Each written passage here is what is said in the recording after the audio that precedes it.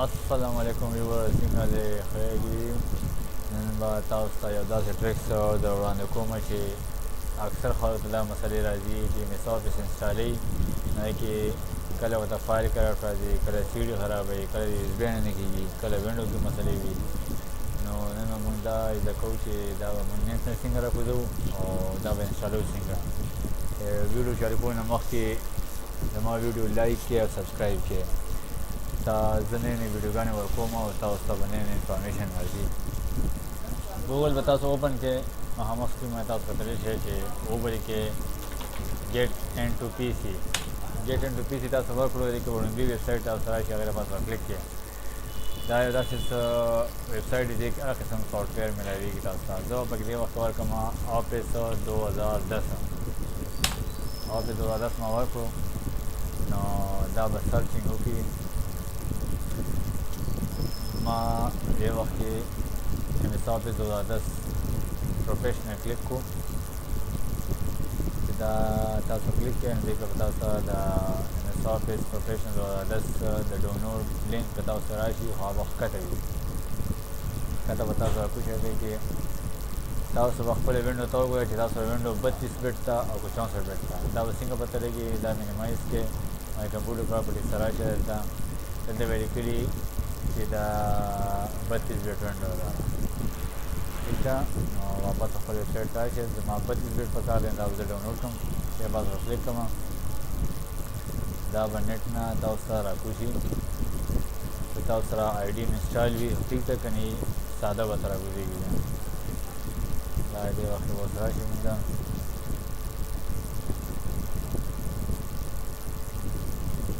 دا پکې ډاونلوډ سټارټ شو دا already ما سٹارټ مطلب ډاونلوډ کړی دی تاسو بیا چې دی دا ډاونلوډ کړئ دلته کوم ځای کې چې دا ډاونلوډ کړي راغلی نو دا تاسو سټارټ کړئ دا دلته لږ شان ویټ کوئ دا ډاونلوډ شي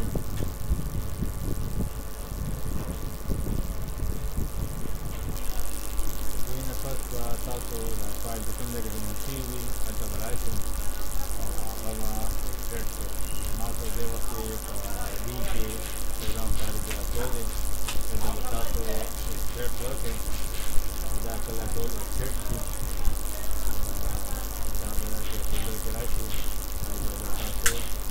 سیټ اپ کلیک کړئ کله هم سیټ اپ کلیک کړو دا وینډو آفس 2010 یس ورکړئ دې به چې دی خپل ځان چیکو چې یاره چې کارونه خراب دی یا څه شي یا کوم مسله نشته مثال به ورکړئ تاسو کسټمایز ورکولو غواړئ لکه مثلا سیف ایکسل پاورپوینټ انسټالول یا یو سافټویر انسټالول نه ټول انسټالول غواړئ نو انسټال به ورکړئ دې ته به تاسو ویټ وکړئ چې کله دا انسټال شي تاسو چې انسټال شي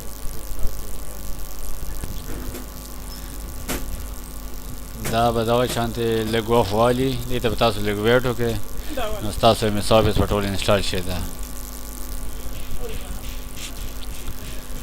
د دې ویب سایټ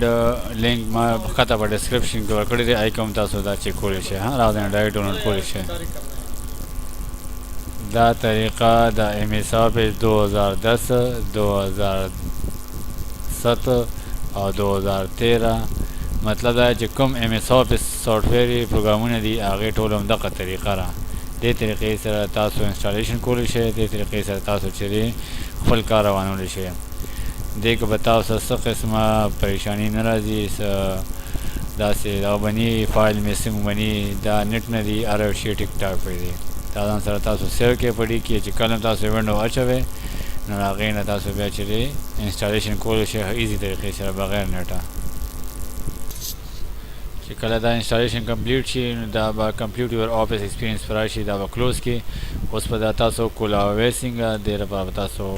سټارټ بټن کلیک کړئ وبلیکئ ورډ ورډ ایم ایس ورډ کولاوی نو کلیک کړئ دا کړئ ماشاءالله آفس 2010 کولو شو دې کې تاسو هر څه لیکل کوئ بالکل excellent thank you for watching goodbye خدا حافظ